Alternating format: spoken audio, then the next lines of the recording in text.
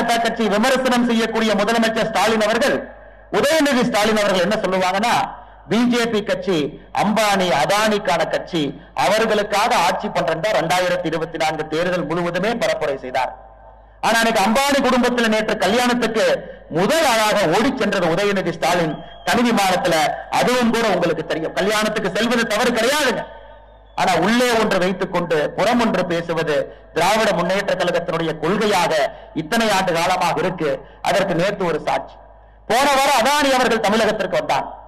3 மணி நேரம் மட்டும் தமிழகத்தில் இருந்தார். அவரை முறையாக யாரை சந்தித்திருக்க வேண்டும்?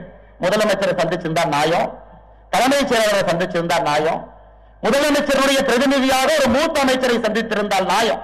ஆனால் லீலா பேலஸ் ஹோட்டல்ல அவர் சந்தித்தது யார் என்றால், முதலமைச்சருடைய மருமகனாக இருக்கக்கூடிய சபரீசனை சந்தித்து விட்டு திரும்பி சென்றிருக்கின்றார். ஆனால் இந்த கட்சிக்கும் கர்ம வீரர் காமராஜர் ஐயாவுக்கும் செருப்புக்கு கீழே இருக்கிற தூசிக்கு கூட அவங்க இணையா இருக்க மாட்டாங்க ஐயா. 23 அமைச்சர்கள் விக்கிரவாண்டியில வீதி வீதியாக பிச்சை எடுத்துக் கொண்டிருந்தார். ஐயா, மக்கள்கிட்ட பணம் கொடுத்தனால மக்கள் பிச்சைக்காரர்கள் இல்ல, மக்களுக்கு பணத்தை கொடுத்தவர்கள் பிச்சைக்காரர்கள். அதை தமிழகம் வெகு விரைவில் திராவிட முன்னேற்ற கழகத்தினுடைய எல்லாரும் புரிஞ்சுக்குவாங்க. 23 அமைச்சர்கள். இதே திமுக எதிர்கட்சியாக இருக்கும்போது என்ன சொல்லுவாங்கன்னா, இத்தனை அமைச்சர்கள் போய் எலெக்ஷன் மேல பார்த்தா ஆட்சி யார் நடத்துறது, இது ஆட்சியான். ஆனா எனக்கு 23 அமைச்சர்கள் திமுக விக்கிரவாண்டியில தெரு தெருவாக பட்டியை போட்டு 4 மணிக்கு பெண்களை கொண்டு வந்து அடைத்து வைத்துக் கொண்டிருந்தார். ஆனால் எல்லோரும் ஒரே ஒரு நிமிஷம் யோசிக்க வேண்டியது, கல்வி அதலபாதாவத்துக்கு போயிட்டு இருக்கு. பார்லிமெண்ட்டுக்கு போயிருக்கிறாங்க 39 பேர். 39 பேர் பார்லிமெண்ட்ல என்ன பண்ண போறாங்க நீங்க பார்க்கத்தான் ஐயா போறீங்க. எத்தனை பேச போறாங்கன்னு பார்க்கத்தான் போறீங்க. தமிழகத்தினுடைய நலன் சார்ந்து புதுசா பேச போறாங்களா? சத்தியமா கிடையாது. ஏன்னா நீங்க பார்லிமெண்ட்ல பாருங்க, டி.ஆர். பாலு அவர்கள் யாரையும் பேச அனுமதிக்க மாட்டாங்க. டி.ஆர். பாலு பேசலாம், கனிமொழி அவர்கள் பேசலாம், தயாநிதி மாறன் அவங்க பேசலாம். இந்த 3 பேரை தவிர யாருமே டிவியிலே வரக்கூடாது என்று இத்தனை ஆண்டு காலமாக திமுக எம்பிக்கள் யாரும் அங்க பேச முடியாது. அதே போல்தான் மறுபடியும் இருக்கும். அந்த 3 பேரும் பேசுறது தமிழக மக்களுடைய கொள்கைக்கு எதிராக அங்க பேச போறான். ஆனா சம்பந்தமே இல்லாம ஓட்டு போட்டு அனுப்பிச்சிருக்கிறோம். அதனால இங்க இருக்கக்கூடிய அன்பு சகோதர சகோதரிகளை, இன்னைக்கு அரசியல்ல நேர்மையான வழியில பயணம் செய்யறது ரொம்ப கஷ்டங்கய்யா. நான் உண்மையாலுமே மனம் நொந்து நான் சொல்லுகின்றேன். நான் அரசியல்ல ஒரு மாற்றத்தை கொடுக்க வேண்டும். நம்மால் ஒரு மாற்றத்தை நம்முடைய காலத்துல பார்க்கணும். நிச்சயமாக அடுத்த கட்ட தலைமுறைக்கு நல்ல ஒரு அரசியல் கொண்டு வரணும். 40 விழுக்காடு வாக்காளர்கள், 40 விழுக்காடு வாக்காளர் பெருமக்கள் இன்னைக்கு 38 வயசு கீழே 40 விழுக்காடு இருக்கிறாங்க. 18 வயசு, 28 வயசு, 38 வயசு, 40 விழுக்காடு வாக்காளர்கள் இருக்கிறாங்க. இந்த 40 விழுக்காடு வாக்காளர்களுக்கு கர்ம வீரர் காமராஜர் ஐயாவுடைய புகழை பற்றி தெரியுமான்னு கேட்டீங்கன்னா, ஒரு தமிழறிவு மணியன் ஐயா பேசும் பொழுது கேட்டு தெரிந்து கொள்ளலாம், அல்லது மேடையின் மீது இருக்கக்கூடிய தலைவர்கள் பேசும் பொழுது கேட்டு தெரிந்து கொள்ளலாம், அல்லது அன்புமணி ராமதாஸ் ஐயா ஆதாரபூர்வமாக தமிழகத்தில் என்ன தவறு நடக்குது, எதற்காக மாற்றம் வேண்டும் என்று பேசும் பொழுது அதை ஒப்பிகை செய்து பார்த்துக் கொள்ளலாம். அவங்க கிட்ட எப்படி நம்ம கொண்டு போக போறோம்?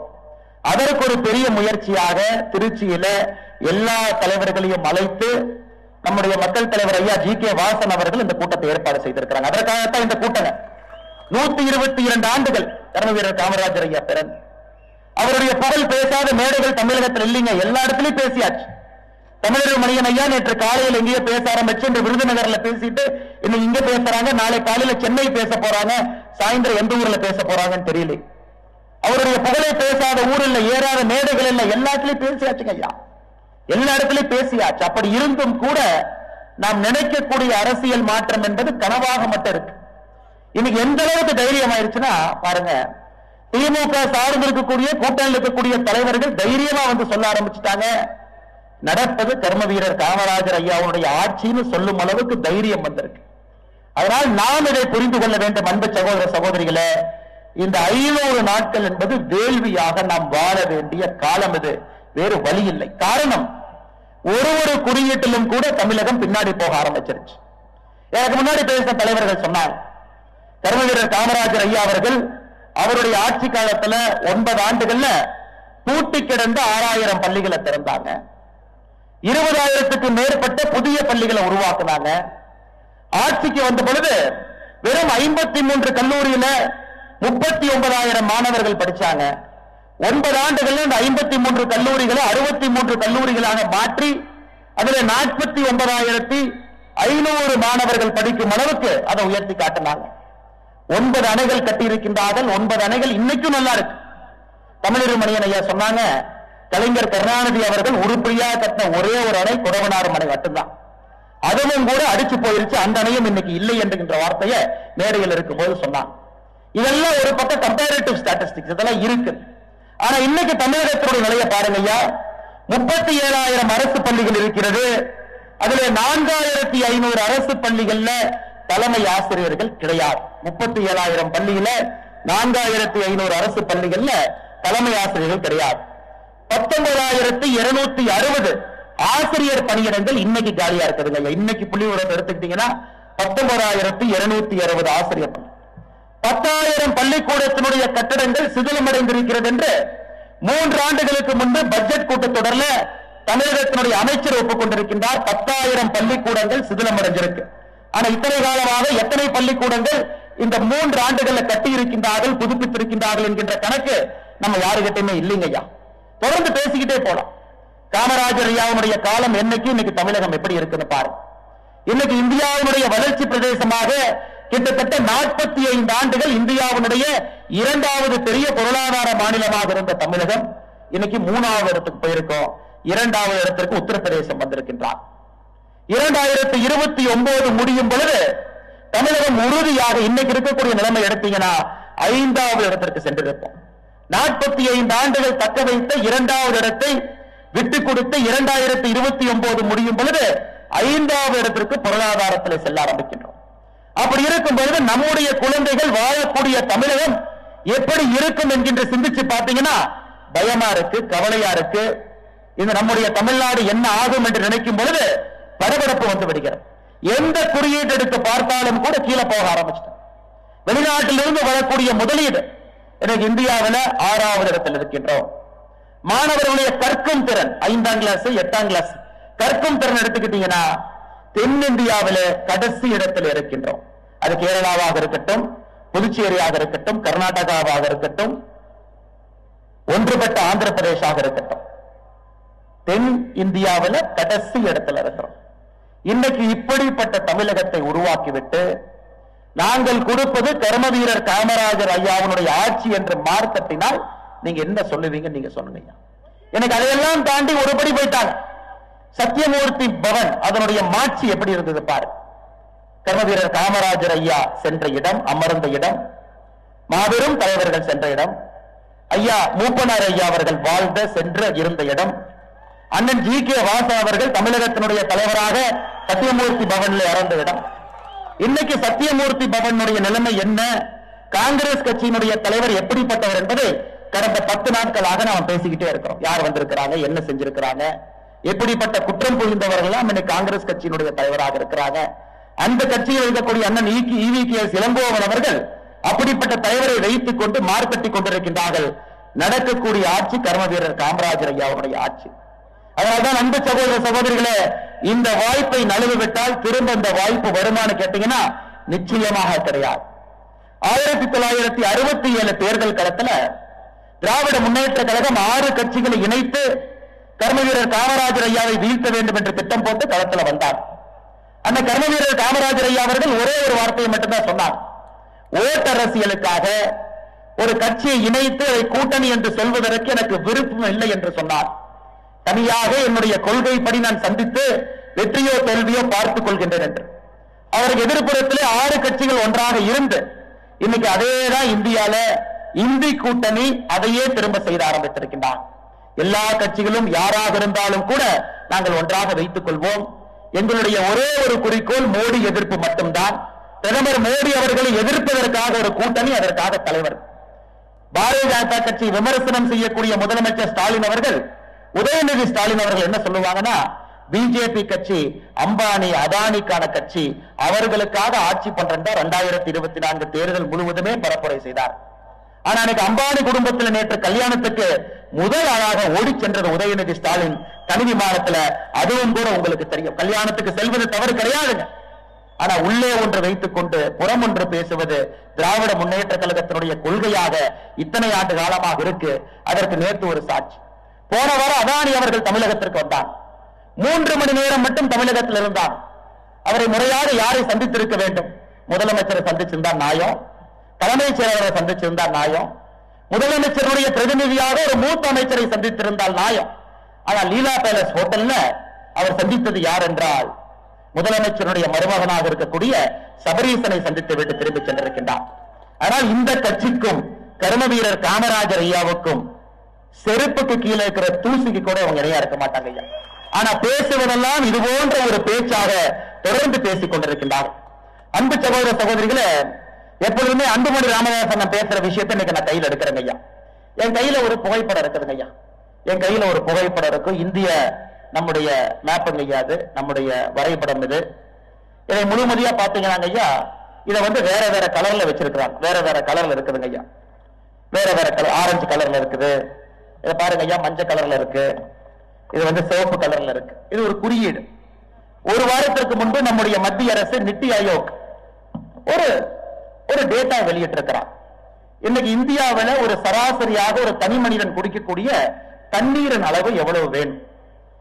பிரச்சனையே இல்லாம ஒரு தனி மனிதனுக்கு ஒரு ஆண்டுக்கு 1700 மீட்டர் கியூப் தண்ணி வேணுங்க. பிரச்சனையே இல்லாம குடிக்கிற தண்ணி 2025 எப்படி இருக்கு அப்படிங்கிற மேப்பை நீங்க பார்க்கலாங்க ஐயா. 2025 இன்னைக்கு அதுல இந்தியாவில் நல்லா உத்து பாத்தீங்கன்னா ஐயா, இந்த சிவப்பு அப்படிங்கிறது அப்சல்யூட் ஸ்கேரிசிட்டி. அதாவது 1700 கியூபிக் மீட்டர் வேணும். ஆனா 500 கியூபிக் மீட்டரை விட கம்மியாக இருக்கக்கூடிய பகுதி எதுன்னு பாத்தீங்கன்னா அந்த சிவப்பில் இருக்கக்கூடிய ஒரே ஒரு மாநிலம் தமிழகம் மட்டும்தான். இன்னைக்கு இருக்கக்கூடிய நிலைமைங்க ஐயா, 2025 கிட்டத்தட்ட இன்னைக்கு 16 மாவட்டங்கள் அந்த குறியீட்டில் இருக்கிறார். 2050 எப்படி இருக்கும் என்று ஒரு யூகம் கொடுத்திருக்கிறார். மறுபடியும் இந்தியாவுடைய வரைபடத்தை பாருங்க. இந்த சிகப்பு எங்க இருக்குன்னு மட்டும் உத்து பாருங்க ஐயா. சிகப்பு என்பது தமிழகம் முழுவதுமே இருக்கு.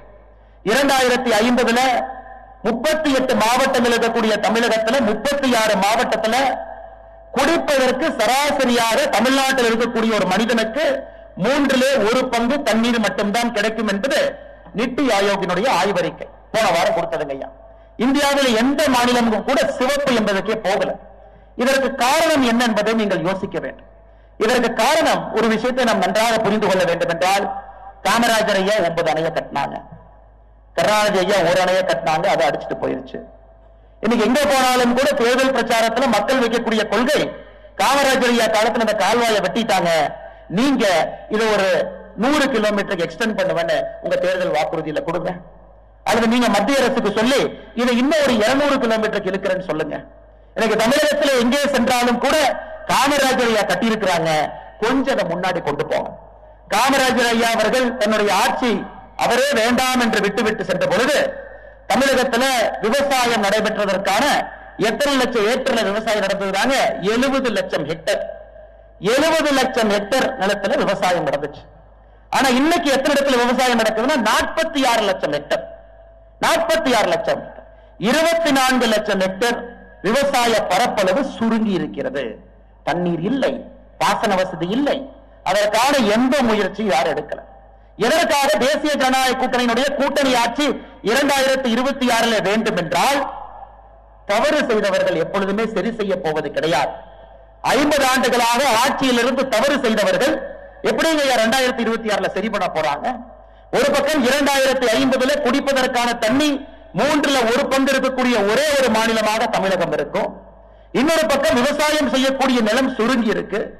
இன்னொரு பக்கம் இருக்கக்கூடிய விவசாய நிலத்திற்கும் கூட காவிரி தாய் எட்டி பார்க்கவில்லை. காவிரி தாயை அங்கேயே போட்டு கண்ணீர் சிங்க வைத்துக் கொண்டிருக்கின்றார்கள். அதிலே அரசியல் நடந்து கொண்டிருக்கிறது. மறுபடியும் ஏதோ ஒரு கட்சி 2026 ஆட்சியில் அமர்ந்தால் எப்படி ஒரு புதிய தமிழகத்தை அவர்களால் உருவாக்க முடியும் என்பதை நீங்கள் ஒரு நிமிஷம் சிந்திச்சீங்கன்னா போதும். விக்கிரவாண்டியில பாட்டாளி மக்கள் கட்சியினுடைய வேட்பாளர் சி அன்புமணி அவங்க ஜெயிச்சிருப்பாங்க. ஈரோட்டில் அன்பு சகோதரர் விஜயகுமார் அவங்க ஜெயிச்சிருப்பாங்க. எதற்காக நான் இந்த 2 பேருக்கு நான் சொல்றேன் அப்படின்னாங்க, ஈரோட்டிலே தமிழ் மாநில காங்கிரஸ் சார்பாக விஜயகுமார் அவங்க போட்டியிட்டாங்க. நேஷனல் ஹைவே தேசிய நெடுஞ்சாலையில எதுவுமே இல்லாம ஆயிரக்கணக்கான மரங்களை வைத்து, லட்சக்கணக்கான மரங்களை வைத்து பாதுகாத்த ஒரு மனிதன் இங்க இருக்கக்கூடிய விஜயகுமார். ஒரு எளிமையினுடைய உருவமாக ஈரோட்டில் வேட்பாளர் அங்க இருந்தார். சி அன்புமணி அவர்கள் எப்படி நம்முடைய மருத்துவர் ஐயா இருக்கிறாங்களோ அதே போல ஒரு குணம்.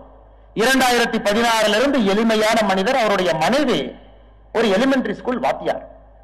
அதை விட ஒரு பெட்டர் கேண்டிடேட் விக்கிரவாண்டி கிடைப்பதற்கு வாய்ப்பே இல்லைங்க. உண்மையை சொல்லலாம், there is no better candidate than C Anbumani. அவரையும் தோற்கடிக்கிறார்கள் என்றால் விஜயகுமார் அவர்களும் ஈரோட்டிலே தோற்கடிக்கப்பட்டிருக்கின்றார். நிறைய நல்லவங்க இருக்கிறாங்க ஐயா. 2 பேரும் முன்னாடி இருக்கிறனால அண்ணன் பேரு சி அன்புமணி அண்ணன் பேர் இப்ப பார்த்தாலும் நான் சொல்றேங்க ஐயா. ஒரு நிமிடம் தமிழகத்தினுடைய மக்கள் இதான் பிரச்சனை. 50 ஆண்டுகளாக பிரச்சனையை உருவாக்கியவர்கள் எப்படி சரி செய்வார்கள் என்று ஒரே ஒரு நிமிஷம் சிந்திச்சா ஓட்டிங் பேட்டர்ன் மாறிடும் ஐயா. ஓட்டு போடக்கூடிய தன்மை மாறிவிடும். இந்த பட்டி அரசியல் தேவையில்லை. 23 அமைச்சர்கள் விக்கிரவாண்டியில வீதி வீதியாக பிச்சை எடுத்துக் கொண்டிருந்தார் ஐயா. மக்கள்கிட்ட பணம் கொடுத்தனால மக்கள் பிச்சைக்காரர்கள் இல்ல, மக்களுக்கு பணத்தை கொடுத்தவர்கள் பிச்சைக்காரர்கள். அதை தமிழகம் வெகு விரைவில் திராவிட முன்னேற்ற கழகத்தினுடைய எல்லாரும் புரிஞ்சுக்குவாங்க. 23 அமைச்சர்கள். இதே திமுக எதிர்கட்சியாக இருக்கும்போது என்ன சொல்லுவாங்கன்னா, இப்ப அமைச்சர்கள் போய் எலெக்ஷன் மேல பார்த்தா ஆட்சி யார் நடத்துறது, இது ஆட்சியான். ஆனா எனக்கு 23 அமைச்சர்கள் திமுக விக்கிரவாண்டியில தெரு தெருவாக பட்டியை போட்டு 4 மணிக்கு பெண்களை கொண்டு வந்து அடைத்து வைத்துக் கொண்டிருந்தார். ஆனால் எல்லோரும் ஒரே ஒரு நிமிஷம் யோசிக்க வேண்டியது, கல்வி அதல பாதாளத்துக்கு போயிட்டு இருக்கு, நீர் மேலாண்மை அதல பாதாளத்துக்கு போயிட்டு இருக்கு, குடிக்கிற நீர் அதல பாதாளத்துக்கு போயிட்டு இருக்குங்க ஐயா. சட்டம் ஒழுங்கை பத்தி சொல்லவே வேண்டாங்க ஐயா. எந்த அளவுக்கு மோசமா இருக்குன்னு உங்களுக்கு தெரியும். இன்னைக்கு இந்த ரோம், அந்த காலத்து ரோம் நாட்டில் பாத்தீங்கன்னா இந்த மன்னன் மேல ரொம்ப கோபம் வந்துருச்சுன்னா இந்த கிளாடியேட்டர் போட்டி நடத்துவாங்க. அதாவது சிங்கத்தை கொண்டு வந்து, ஒரு ஆண்மகனை கொண்டு வந்து சிங்கத்தை அடக்குவாங்க. மக்கள் அதை வந்து பார்த்துட்டு ஐயோ சிங்கம் நல்லா இருந்தது, அருமையா அடக்குனாங்கன்னு அந்த மன்னன் மேல இருக்கக்கூடிய கோபத்தை மறந்து விட்டு வீட்டுக்கு சென்று விடுவாங்க என்பதற்காக அந்த கிளாடியேட்டர் கான்டெஸ்ட் ரோம்ல பண்ணுவாங்க. இன்னைக்கு தமிழகத்துல அதே போல திராவிட முன்னேற்ற கழகம் முயற்சி எடுத்துக் கொண்டிருக்கிறார். உதாரணத்திற்கு இன்னைக்கு காலையில் நீங்க இதை பார்த்திருப்பீங்க, பேப்பர் பார்த்திருப்பீங்க, டிவியை பார்த்திருப்பீங்க. இன்னைக்கு காலையில என்கவுண்டர் அப்படின்னு ஒரு மனிதர் ஒரு தேசிய கட்சியினுடைய தமிழக மாநில தலைவரை பட்டப்பகல்ல ரோட்ல வெட்டி கொள்றான். யாருக்கும் எதற்காக அது நடந்ததுன்னு யாருக்குமே தெரியாது. மேடையில் இருக்கக்கூடிய எல்லா தலைவர்களுமே பல கோணங்களை கொடுத்திருக்காங்க. இதா இருக்கலாமா அதா இருக்கலாமா பாருங்கன்னு. மேடையில் இருக்கக்கூடிய தலைவர்கள் எல்லோருமே திரு ஆம்ஸ்ட்ராங் அவர்கள் இல்லத்திற்கு சென்று துணைவியாரை சந்தித்து விட்டு வந்திருக்கின்றார். யாருக்குமே புரியாத ஒரு மர்மமா இருக்கு. இத பொலிட்டிக்கல் மர்டரா இருக்குமா? இது திராவிட முன்னேற்ற கழகத்தை சார்ந்தவர்களே 3 பேர் உறுப்பினர்கள் அந்த மெயின் அக்யூஸ்ட் 5 பேர்த்துல இருக்கிறார். அப்படி இருக்கும் பொழுது ஒரே ஒரு என்கவுண்டர், ஒரு 62 ரூபாய் புல்லட், 62 ரூபாய் புல்லட்ல இந்த கதையை முடித்து விட்டோம், சரித்திரத்தை மாற்றி எழுதிவிட்டோம் அப்படிங்கறதா இன்னைக்கு என்கவுண்டரை பத்தி பேச வச்சிருக்கிறாங்க. வேற எதுவும் கூட நான் பேசுவதற்கில்லை. அதை தாண்டி இதை பேசுனீங்கன்னா சம்பந்தம் இல்லாம விக்கிரவாண்டியில் அந்த வேட்பாளர் திமுகவுடைய வெற்றி பெற்றிருக்கக்கூடிய வேட்பாளர் சொல்வது போல தமிழகத்தில் கையாளாகாத திராவிட முன்னேற்ற கழக அரசு எதையும் செய்ய முடியலனா பழிய தூக்கி மோடி மேல போடு, பழிய தூக்கி மத்திய அரசு மேல போடு. மத்திய அரசு சொன்னாங்க நாங்க செஞ்சோம். ஏன் கரண்ட் பில் ஏத்துன? மத்திய அரசு சொன்னாங்க நாங்க செஞ்சோம். மத்திய அரசு ஜியோ போட்டாங்களா? அமைச்சர் போன் பண்ணி சொன்னாங்களா? மோடி ஐயா கிட்ட சொன்னாங்களா? இல்ல அதெல்லாம் நாங்க சொல்ல மாட்டோம், அதெல்லாம் ராணுவ ரகசியம். இந்தியாவில் எல்லா விவசாயிகளுக்கும் 6000 ரூபாய் வருஷத்துக்கு போதுங்க ஐயா. இதுவரை 17 தவணைக்கு 2000, 34,000 ரூபாய் வங்கி கணக்குக்கு போயிருக்குங்க ஐயா 2019 இருந்து. 2021 தமிழகத்தில் பிரதமர் கிசான் சம்மான் நிதி, பிரதமர் கௌரவ நிதியில பயன்பெற்றவர்கள் 43 லட்சம் விவசாயி, 43 லட்சம் பேர். இன்னைக்கு பிஎம் கிசான் சம்மான் நிதியில தமிழகத்தில் பயன்பெறக்கூடிய விவசாயிகள் 21 லட்சம் பேர். எப்படிங்க 22 லட்சம் பேர் காணாம போச்சு? மத்திய அரசு எங்கேயும் யாரையும் நீக்கவில்லை. மோடி ஐயா யாரையும் சேர்த்துக்க வேண்டாம்னு சொல்லிங்க. திட்டம் ஆரம்பிக்கப்பட்ட பொழுது சிறு குறு விவசாயிகள் இருந்துச்சு. அதாவது 4.94 ஏக்கர் கீழே இருக்கும். அதன் பிறகு மத்திய அரசு திருத்தம் செஞ்சு எவ்வளவு ஏக்கராக இருந்தாலும் கூட உங்களுக்கு அது பொருந்தும் என்று சொன்னார். அதற்கு சில விலக்குகள் கொடுத்திருந்தார். நம்ம இன்கம் டாக்ஸ் கட்டக்கூடாது, குடும்பத்தில் யாரோ ஒருத்தர் அரசு வேலையில் இருக்கக்கூடாது, 10,000 ரூபாய்க்கு மேல பென்ஷன் வாங்கக்கூடாது, இது போன்ற சில விலக்குகள். 43 லட்சம் இருந்த தமிழகத்தினுடைய விவசாய பெருமக்கள் 21 லட்சம் பேர் இந்த திட்டத்தில் வந்திருக்காங்க. இது யோசிச்சு பாருங்க. எப்படி மத்திய அரசு கொடுக்கக்கூடிய ஒரு திட்டத்தை தடுக்கணும், பேரை எடுக்கணும், விவசாயிகளுக்கு வரக்கூடாது. இவர்கள் கர்ம வீரர் காமராஜர் ஐயாவை போல ஆட்சி செய்யறாங்கன்னு இவர்களுக்கு இவர சர்டிபிகேட் கொடுத்துட்டு இருக்கிறாங்க. இது எந்த விதத்துல நியாயம் பாருங்க. இன்னைக்கு திராவிட மாடல் என்றால் முதல்ல அவங்க சொல்ற சமூக நீதி. இது சமூக நீதிக்கான ஆட்சி. என்ன வெங்காய சமூக நீதிங்க? 1954 கர்ம வீரர் காமராஜர் ஐயா ஆட்சிக்கு வர்றாங்க. பெரும் தலைவர்கள் அதை பத்தி நிறைய பேசியிருக்கிறாங்க. இருந்தும் நான் சொல்றேன், அன்னைக்கு நமக்கு தெரியும் கோயிலுக்குள்ள போகக்கூடாது, கோயிலுக்குள்ள செல்வதற்கு தடை, இப்படி எல்லாம் இருக்கும் பொழுது பட்டியலினத்தை சார்ந்த பரமேஸ்வரன் அவர்களை அமைச்சராக அறநிலைத்துறை அமைச்சராக ஆக்கி அழகு பார்த்து, பட்டியலினத்தை சார்ந்த ஒருவரை அறநிலைத்துறை அமைச்சர் அழகு பார்த்து சமூக நீதினா என்னன்னு காட்டி கொடுத்தவர் கர்ம வீரர் காமராஜர். இன்னைக்கு 35 அமைச்சர்கள் இருக்கிறீங்க, முதலமைச்சர் உட்பட 3 அமைச்சர்கள் பட்டியலின சகோதர சகோதரிகள் 3 பேர் இருக்காங்க. 3 பேருக்கும் வாரண்ட் ஆஃப் ரெசிடென்ஸ் எந்த ஆர்டர்ல மதிப்பு இருக்குன்னு பார்த்தா 32, 33, 34. உள்துறை பொறுப்பு அவங்க இருக்கா? கக்கனையா கையில உள்துறை பொறுப்பு இருந்துச்சு. விவசாய பொறுப்பு இருக்கா? இல்லைங்க. எந்த முக்கியமான பொறுப்பு இருக்கா? ஆதி திராவிடர் நலத்துறை ஒரு பொறுப்பு இருக்கும், இயற்கை சம்பந்தப்பட்ட ஏதாச்சும் கொடுப்போம். இந்த 3 பேரை கடைக்கோடியிலே வைத்திருப்போம். இதை வைத்துக் கொண்டு இவர்கள் சமூக நீதி பேசிக் கொண்டிருக்கின்றார். அருமை சகோதர சகோதரிகளே, இது போன்ற விழா எல்லாமே நமக்கு ஒரு வாய்ப்பு, சிந்திப்பதற்கு ஒரு வாய்ப்பு.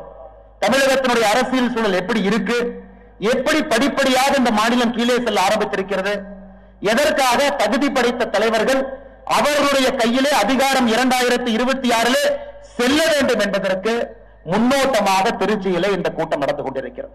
முன்னோட்டமாக அதாவது மக்கள் தாங்க சிந்திக்கணும், மக்கள் சிந்திக்கணும், ஒரு நிமிஷம் யோசிக்கணும். எனக்கு முன்பு பேசிய தலைவர்கள் சொன்னது போல பார்லிமெண்ட்டுக்கு போயிருக்கிறாங்க 39 பேர். 39 பேர் பார்லிமெண்ட்ல என்ன பண்ண போறாங்க நீங்க பார்க்கத்தான் ஐயா போறீங்க. எத்தனை பேச போறாங்கன்னு பார்க்கத்தான் போறீங்க. தமிழகத்தினுடைய நலன் சார்ந்து புதுசா பேச போறாங்களா? சத்தியமா கிடையாது. ஏன்னா நீங்க பார்லிமெண்ட்ல பாருங்க, டி.ஆர். பாலு அவர்கள் யாரையும் பேச அனுமதிக்க மாட்டாங்க. டி.ஆர். பாலு பேசலாம், கனிமொழி அவர்கள் பேசலாம், தயாநிதி மாறன் அவங்க பேசலாம். இந்த 3 பேரை தவிர யாருமே டிவியிலே வரக்கூடாது என்று இத்தனை ஆண்டு காலமாக திமுக எம்பிக்கள் யாரும் அங்க பேச முடியாது. அதே போல்தான் மறுபடியும் இருக்கும். அந்த 3 பேரும் பேசுறது தமிழக மக்களுடைய கொள்கைக்கு எதிராக அங்க பேச போறான். ஆனா சம்பந்தமே இல்லாம ஓட்டு போட்டு அனுப்பிச்சிருக்கிறோம். அதனால இங்க இருக்கக்கூடிய அன்பு சகோதர சகோதரிகளை, இன்னைக்கு அரசியல்ல நேர்மையான வழியில பயணம் செய்யறது ரொம்ப கஷ்டங்கய்யா. நான் உண்மையாலுமே மனம் நொந்து நான் சொல்லுகின்றேன். நான் அரசியல்ல ஒரு மாற்றத்தை கொடுக்க வேண்டும், நம்மால் ஒரு மாற்றத்தை நம்முடைய காலத்துல பார்க்கணும். நிச்சயமாக அடுத்த கட்ட தலைமுறைக்கு நல்ல ஒரு அரசியல் கொண்டு வரணும். ஆனா இன்னைக்கு தமிழகத்தினுடைய அரசியல் பாத்தீங்கன்னா இந்தியாவினுடைய வர்ஸ்ட் பாலிடிக்ஸ் இருப்பது தமிழகத்துல. பீகாரை பார்த்து யூபியை பார்த்து தரைகுறைவாக இருக்கக்கூடிய திமுக காரங்க பேசுவாங்க, ஐயா 50 ரூபா கூட வாங்க மாட்டாங்க ஓட்டு போடுறதுக்கு, 50 ரூபா கூட வாங்க மாட்டாங்க. உத்தரப்பிரதேசத்துக்கு போங்க, பீகாருக்கு போங்க, 50 ரூபாய் கூட வாங்க மாட்டாங்க. அங்க எலெக்ஷன் செலவு பாத்தீங்கன்னா எலெக்ஷன் கமிஷன் நிர்ணயிக்கக்கூடிய 94 லட்சம் ரூபாய் லோக்சபாக்கு வச்சிருக்கிறாங்க.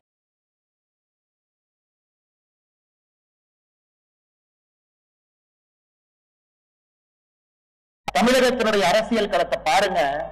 இங்க இருக்கக்கூடிய யாராவது ஒரு இளைஞர், சாதாரணமான ஒரு மனிதன் தவறி வந்துட்டீங்கன்னா உங்களுக்கும் தமிழருவி மையன் ஐயாவுடைய நிலைமை தான் ஏற்படும். ஐயா வச்சுக்கிட்டே நான் சொல்றேன்.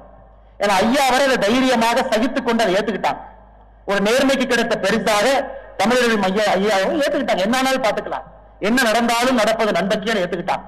ஆனா இன்னைக்கு தமிழகத்தினுடைய இப்ப இருக்கக்கூடிய சூழல் மாறாதவரை நாம் பெரிய தவறு செய்கின்றோம், சரித்திரத்திலே ஒரு பிழையை செய்கின்றோம், நல்ல ஒரு ஆட்சியை கொடுப்பதற்கு பெரிய தடுமாற்றத்தில் நின்று கொண்டிருக்கின்றோம். இதற்கு ஒரே ஒரு மருந்து தாங்க ஐயா, தனி மனிதனுடைய சிந்தனை. ஒரே ஒரு நிமிஷம் ஒரு தனி மனிதன், நான் எங்க இருக்கேன், என் வீடு எப்படி இருக்கு, என் தெரு எப்படி இருக்கு, என் சமுதாயம் எப்படி இருக்கு, நான் வாழுகின்ற என்னுடைய தமிழ்நாடு எப்படி இருக்குன்னு ஒரு நிமிஷம் சிந்திச்சாங்கன்னா போதும், தமிழகத்தில் நிச்சயமாக அந்த அரசியல் மாற்றம் வரும். அந்த ஒரு நிமிஷம் சிந்திக்க விடாமத்தான், அந்த ஒரு நிமிஷம் சிந்திக்க கூடாதுன்னு தான் இந்த டிராமா.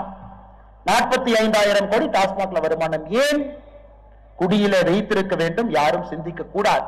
அதுக்குத்தான்.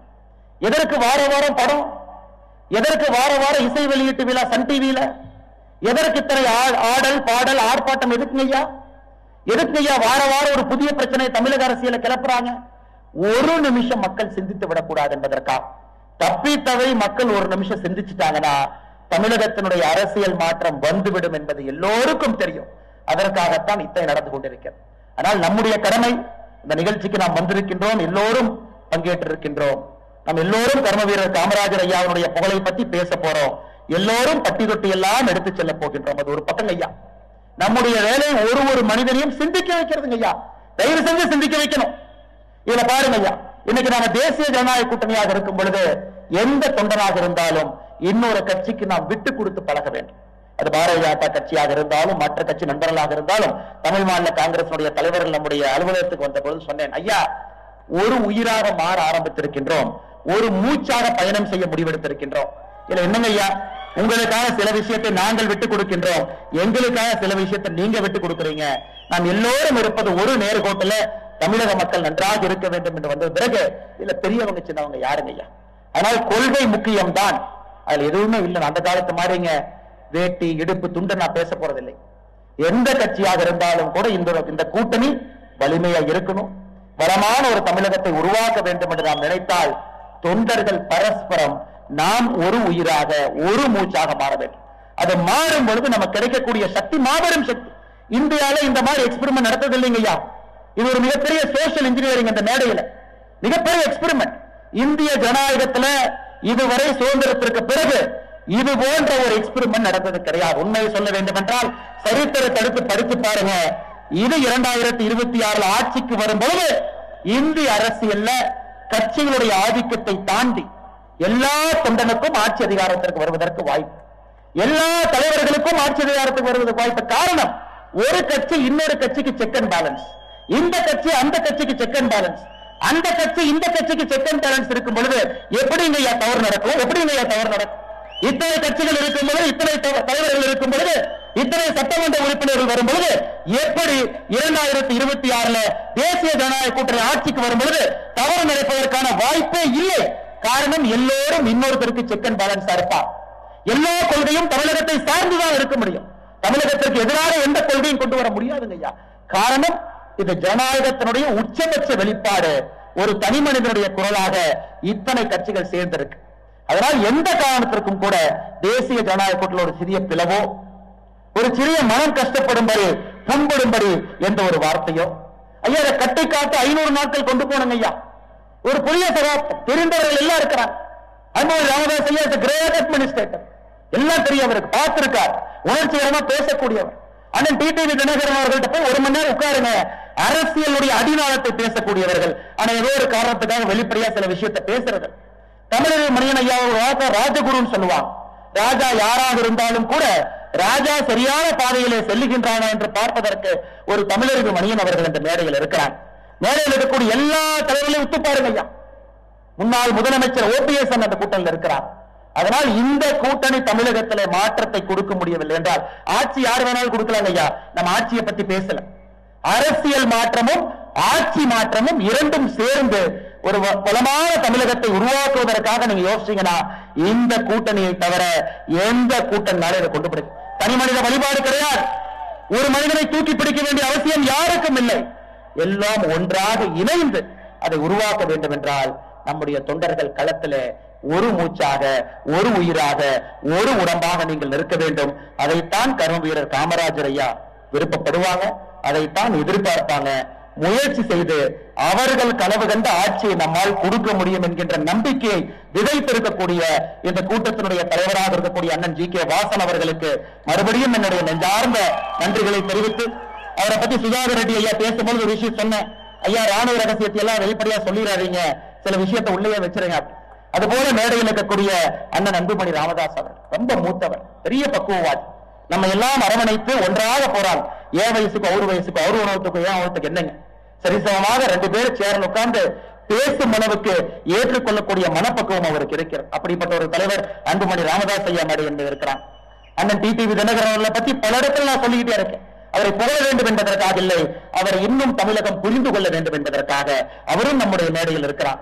மேடையில் இருக்கக்கூடிய சுதாகர் ரெட்டி ஐயா அவர்களாக இருக்கட்டும், அண்ணன் OPS அவர் அற்புதமான நாகரிகமான எளிமையான ஒரு அற்புதமான மனிதர். அவர் சார்பாக வந்திருக்கக்கூடிய வெள்ளமணி நடராஜன் KKS சமுதாயத்தினுடைய குரலாக ஒரு வேட்கையோடு நின்று கொண்டிருக்கின்றார். அந்த குரல் 45 வருஷமா யாருமே கேட்கல. தேசிய ஜனநாயக கூட்டணி என்ற குரலை கேட்பதற்காக தயாராக இருக்கிறது. நம்மோடு பயணம் செய்து கொண்டிருக்கின்றார்கள். மேடையில் இருக்கக்கூடிய தமிழ் மாநில காங்கிரசுடைய தலைவர்கள் எல்லோரும் ஐயா, இவங்க எல்லாம் அருங்காட்சியகம் மியூசியத்துல வைக்கணுங்க ஐயா. இவங்க எல்லாம் இந்த பீஸ் எல்லாம் கிடையாதுங்க, எல்லாம் லாஸ்ட் பீஸ், எல்லாம் 1984, 1990, 2000 மாடல். இதெல்லாம் அருங்காட்சியகத்துலதான் வரக்கூடிய தலைவர்கள். இவங்களை பார்த்து இது போல இருக்கிறாங்களா, இது போன்று வாழ்ந்திருக்கிறாங்களான்னு பார்க்கக்கூடிய தலைவராக தமிழ் மாநில காங்கிரசினுடைய முன்னோடியில் இருக்கக்கூடிய எல்லா தலைவர்களுக்கும், மேடையில் இருக்கக்கூடிய எல்லா